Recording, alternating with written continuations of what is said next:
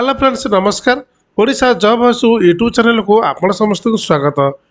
तो फ्रेंड्स आज आसतु मुझे भिडियो सेंट्रल बैंक तरफ बर्तमान निजुक्ति आसी जाइए जोटी आम डिटेल्स आज कथा कौन कौन पोस्ट बाहर कौन क्वालिफिकेशन के अप्लाई करेंगे तार समस्त डिटेल्स को मुझे भिडियो माध्यम जनईदेवी।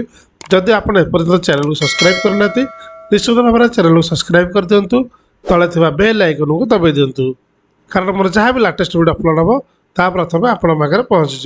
तेज चलते फ्रेंड्स डेरी करवा डिटेल्स देखी ना देखो जो Central bank of India recruitment रोचे डिटेल्स आम देखना कौन कौन अच्छी ऑर्गेनाइजेशन नेम रहा सेंट्रल बैंक ऑफ इंडिया रहा टाइप ऑफ जॉब ये आप परमानेंट जॉब पाइले कैटेगरी आप बैंक जॉब रोज category name of the post देखिए स्पेशलिस्ट ऑफिसर वैकेंसी आसी एप्लिकेशन मोड आप ऑनलाइन माध्यम अप्लाई करेंगे।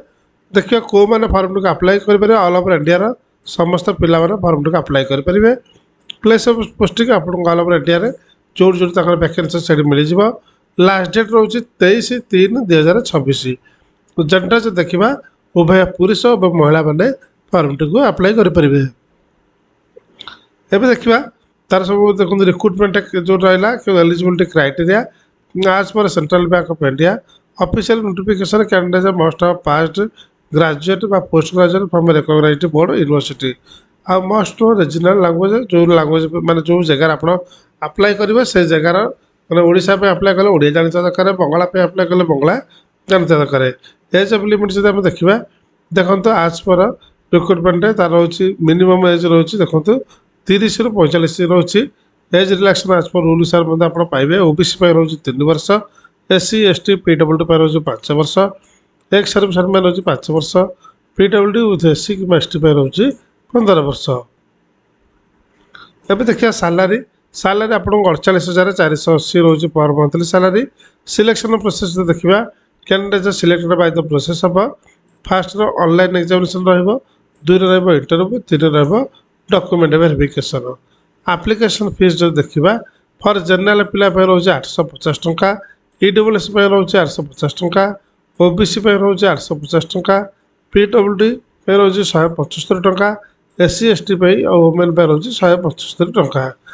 से भाव में आप जो फॉर्म टी अप्लाई करेंगे कौन कौन सब डॉक्यूमेंट सब दरकार पड़ो देखो प्रथम qualification certificate indicating the date of birth recent colour passport size photo if any experience certificate और आईडी कार्ड दरकार।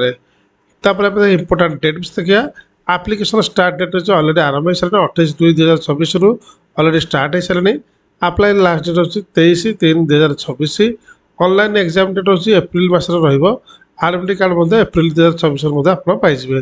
तार ऑफिशियली लिंकटा जो चाहते तले जातु डिस्क्रिप्शन जातु टेलीग्राम ग्रुप आपंकर ऑफिशियल वेबसाइट लिंकटा पाइबे। से भाव में जब official notification PDF file download कराया चाहते टेलीग्राम ग्रुप आपको पीडीएफ टी पाइबे।